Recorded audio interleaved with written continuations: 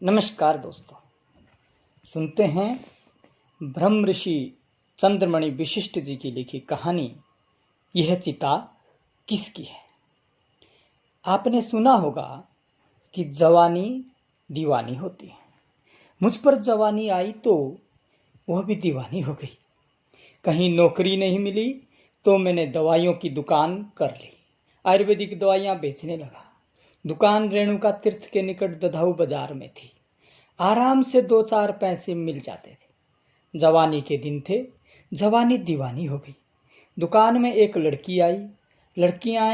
लड़कियां महिलाएं और भी आती थी, पुरुष भी आते थे। ऊपर वाला जाने क्या कारण रहा होगा, मैं उस लड़की की ओर आकर्षित हो गया। वह भी मेरी नज़दीकी चाहने लगी। वह एक दलित कन्या थी। उसका विवाह हो चुका था, परंतु किसी कारण से उसके पति ने उसे छोड़ दिया था। वो गर्भवती थी, परंतु यह संतान उसके पति की नहीं थी। वह नाहन अस्पताल में मिडवाइफ थी। वहीं पति से अलग होने के पश्चात उसकी जान पहचान, फिर दोस्ती, फिर प्यार एक पुलिसकर्मी से हो गया था। उसके पेट में उसी का बच्चा पल रहा था। गर्भ 7 मास का था। वह पुलिसकर्मी स्वर्ण जाति का था तथा जब उसे पता चला कि वह गर्भवती हैं तो उसने लड़की का साथ छोड़ दिया। वह दधाऊ नगर के अस्पताल में तब्दील होकर आई थी। मेरी दुकान में दवाई लेने आई थी, फिर आती ही रही। मुझे पता चला कि मेरे पिता जब नायब तहसीलदार थे तो उसके पिता मेरे पिता के घोड़े के साइज थे। जवानी की दीवानगी और मानवता की पुकार ने मुझसे एक दिन उससे उसके बच्चे को पालने का तथा उम्र भर साथ देने का वादा करा दिया। 2 मास बीत गए। एक रात में मैंने रेणुका जी तीर्थ के महान संत श्री 1008 महात्मा सुंदर मुनि जी को सपने में देखा। सपना प्रातःकाल का था।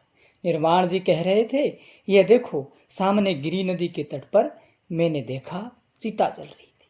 निर्वाण जी बोले, जानते हैं यह चिता किसकी जल रही है? मैंने कहा, आप ही बताएं।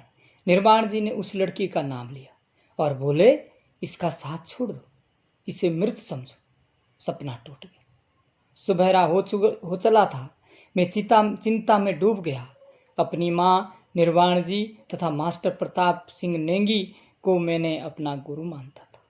गुरु की आज्ञा देव आज्ञा, पितरों की आज्ञा भले ही वो स्वप्न में हो, आज्ञा कैसी भी हो उसका पालन करने के निर्देश हमारे शास्त्रों में है। बुजुर्गों का भी ऐसा ही कथन। मैंने उस लड़की से वादा किया था, वह मुझे याद था। गुरु आज्ञा भी अब सामने थी। सारा दिन सोच में रहा। दशहरा एक दिन बाद था। दशहरे के दिन जब नाहन काली मंदिर में जाया करता था। प्रातः चला गया। शाम को वापस आया तो पता चला कि दिन में मिट्टी का तेल लेने वो कनस्तरी लेकर एक दुकान पर गई। उन दिनों दधाऊ बाजार में कुछ दुकानें ऊंचे स्थान पर थी। सीढ़ियां चढ़कर दुकान में जाना होता था। वापसी पर एक प्रत्यक्षदर्शी ने बताया कि सीढ़ियां उतरते उसका पांव फिसल गया। कनस्तरी पेट में चुभी, अस्पताल में भर्ती। मैं अस्पताल पहुंचा। डॉक्टर ने उसके हाथ बांधे हुए थे। मुंह से झाग आ रही थी। बेहोशी के आलम में वो हाथ पेट पर मारती। तब एक डॉक्टर था। स्टाफ की कमी थी, ऑपरेशन के साधन नहीं थे। दधाऊ से नाहन को प्रातः एक मोटर बस जाती थी, शाम को आती थी। कोई दूसरे वाहन भी नहीं थे, फोन भी नहीं थे। उसके घर का कोई आदमी पास नहीं था। बेचार की मजदूरी तथा बेबसी के आलम में उसने तहसील के पास सड़क में स्ट्रेचर पर ही दम तोड़ दिया। सपना सच हो गया। लोगों ने आरोप लगाया, छुटकारा पाने के लिए मैंने उसे जहर दे दिया। 1 मास बाद पोस्टमार्टम रिपोर्ट आई। रिपोर्ट आने से एक रात पहले मैंने स्वप्न में निर्वाण जी को फिर देखा। उनके हाथ में रिपोर्ट थी। लिखा था कुदरती मौत। अगले दिन रिपोर्ट आई। मैंने जो कागज देखा वो भूरे रंग का था। रिपोर्ट सफेद कागज पर थी। अंतर इतना ही था। सपना फिर सच हो गया। रिपोर्ट से मैं निर्दोष साबित हुआ। यदि उसने जहर खाया होता तो मेरे लिए यह साबित करना कठिन था कि जहर उसने खुद खाया या मैंने दिया। पोस्टमार्टम रिपोर्ट ने मृत्यु का कारण स्पष्ट कर दिया था।